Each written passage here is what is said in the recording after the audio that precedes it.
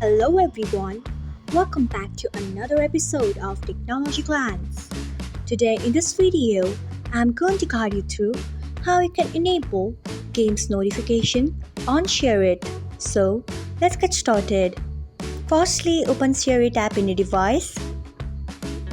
Next, tap on Me icon. Then you can see the option of settings at the top right corner of your screen. Tap on it. Next, tap on Notifications. Then scroll until you find Game.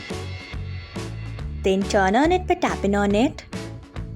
So this is how you can enable game notification on Shareit. Thanks for watching.